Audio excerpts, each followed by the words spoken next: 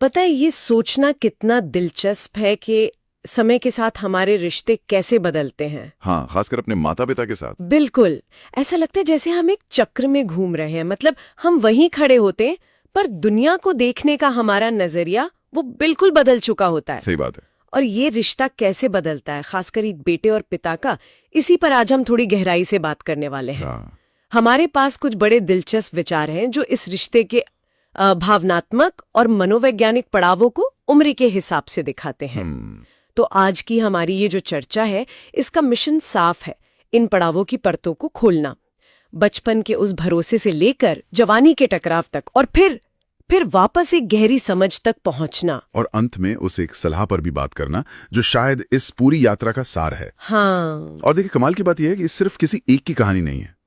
ये एक ऐसी मनोवैज्ञानिक यात्रा है जिससे हम में से ज्यादातर लोग गुजरते हैं। ये दिखाता है कि पिता वही रहते हैं। हाँ, लेकिन हमारी समझ और अनुभव हमें उनके करीब या उनसे दूर ले जाते हैं। मतलब ये हमारी अपनी कहानी है जिसे हम पिता के आईने में देखते हैं।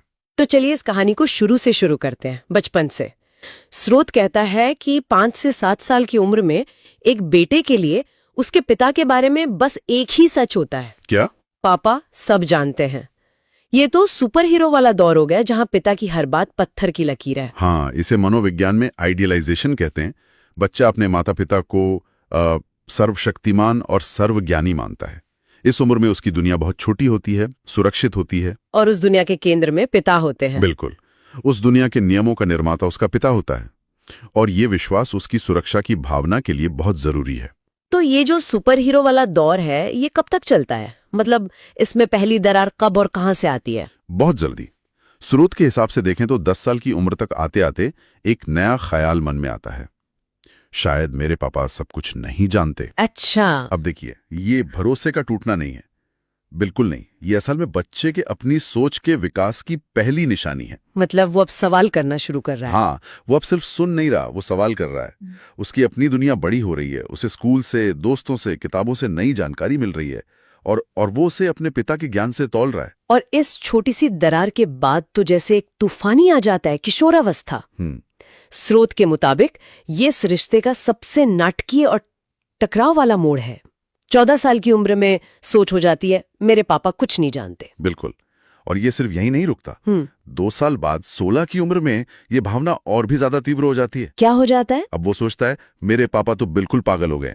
यहाँ कुछ नहीं जानते से पागल हो गए हैं तक का जो सफर है, हाँ, वो सिर्फ ज्ञान को नकारना नहीं है, ये उनके पूरे वजूद, उनकी पूरी समझ को ही खारिज करना है। और 25 की उम्र तक तो ये अपने चरम पर है। मेरे पापा बकवास करते हैं, मैं उनसे ज्यादा जानता हूँ।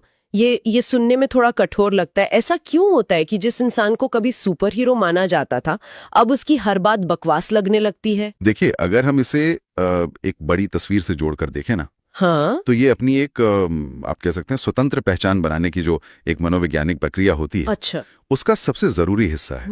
सोचिए, एक बेटे के लिए अपनी पहचान बनाने का मतलब क्या है? इसका मतलब है ये साबित करना कि मैं अपने पिता की परछाई नहीं हूं। और ये साबित करने का सबसे आसान तरीका है कि उनके ज्ञान को ही चुनौती दे दो। सबसे नाटकीय तरीका यही है।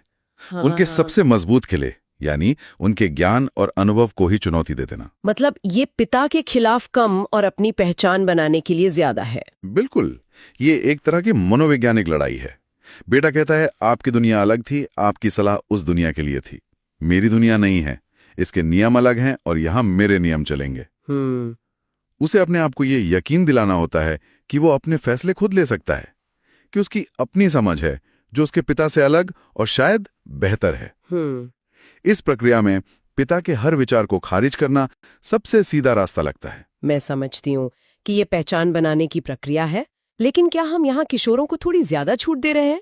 क्या ये सिर्फ मनोविज्ञान है, या इसमें सरासर बदतमीजी का भी कोई अंश है? क्योंकि पागल हो गए हैं या बकवास करते हैं जैसे शब्द, ये सिर्फ वैचारिक मतभेद तो नहीं दिखाते? ये बहुत अच्छा सवाल है, और इसका जवाब हाँ और नहीं दोनों है। देखिए, मनोविज्ञान किसी व्यवहार को सही या गलत नहीं ठहराता, वो बस वजह बताता है। उसके पीछे की वजहों को समझने की कोशिश करता है। अपनी सीमाओं को लांघना, अधिकार को चुनौती देना, ये सब पहचान बनाने की प्रक्रिया का हिस्सा है। लेकिन इसे करने का तरीका, यानी भाषा का चयन, व्यवहार का तरीका, वो बदतमीजी के दायरे में आ सकता है। मतलब टकराव जरूरी हो सकता है, लेकिन असभ्य होना नहीं। बिल्कुल। दुर्भाग्य से अपरिपक्वता और भावनाओं के उबाल में अक्सर ये लाइन पार हो ही जाती है। ठीक है, और ये बहुत बड़ी बात है, मैं ज्यादा जानता हूँ से मुझे पूछना चाहिए तक का सफर, ये बदलाव आता कैसे है? ये जीवन के ठोस अनुभवों से आता है। 30 की उम्र तक आते आते बेटा अब सिर्फ एक बेटा नहीं है। सही बात है। वह शायद एक पति बन चुका है, शायद खुद पिता बन गया है, उसके ऊपर करियर का दबाव है, घर की ईएमआई हैं, जिम्मेदारियां हैं। अब जीवन सिर्फ सिद्धांतों पर नहीं, बल्कि हकीकत की जमीन पर चलता है। बिल्कुल। यानी वही बातें जो 16 की उम्र में लेक्चर लगती थीं, 35 की उम्र में जीवन का सच लगने लगती हैं। एकदम, क्योंकि अब उसके पास उन सलाहों को परखने का अपना अनुभव है। जब उसके पिता कहते थे पैसे बचाओ, तो वो बकवास लगता था, लेकिन जब उसे अपने बच्चे की स्कूल फीस या मेडिकल इमरजेंसी के लिए पैसों की जरूरत पड़ती है, तब उसे उस बकवास सलाह में छिपा ज्ञान समझ आता है। हाँ, अब वो सिर्फ सुन नहीं रहा, वो महसूस कर रहा है। और ये समझ वक्त के साथ और गहरी होती जाती है। 40 की उम्र में सोचाती है, मैं हैरान हूं कि मेरे पिता ने ये सब कैसे सहन किया। ये सिर्फ उनके ज्ञान की स्वीकृति नहीं है, ये उनके संघर्ष और धैर्य के प्रति एक गहरा सम्मान है। ये सहानुभूति का उच्चतम स्तर है। जब आप खुद उन्हीं चुनौतियों से गुजरते हैं, तब आपको एहसास होता है कि आपके पिता ने सिर्फ आपको सलाह ही नहीं दी, बल्कि उन्होंने ये सब चुपचाप जिया भी है। वो सारा दबाव, चिंताएं। हाँ, वो आर्थिक दबाव, बच्चों की चिंता, भविष्य की अनिश्चितता, सब कुछ। इस पड़ाव पर बेटा अपने पिता को एक इंसान के तौर पर देखना शुरू करता है, एक सुपर हीरो या खलनायक के तौर पर नहीं। और फिर ये चक्र 45 और 50 की उम्र में पूरा होता है। 45 में बेटा मानता है मेरे पापा हमेशा सही थे, और 50 की उम्र में काश मेरे पापा यहाँ होते, मैं उनसे कुछ सीख सकता। ये सुनने में ही कितना भारी लगता है। पूरी जिंदगी निकल जाती है ये समझने में, और जब समझ आता है तो बात करने वाला ही नहीं रहता। और यही इस पूरी यात्रा की सबसे बड़ी विडंबना है। सम्मान और समझ का शिखर तब आता है जब संवाद का अवसर अक्सर खत्म हो चुका होता है।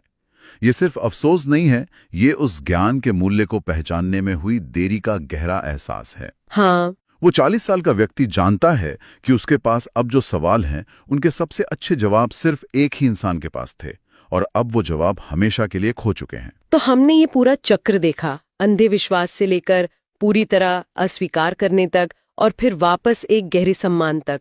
इस पूरी यात्रा का निचोड़ क्या है?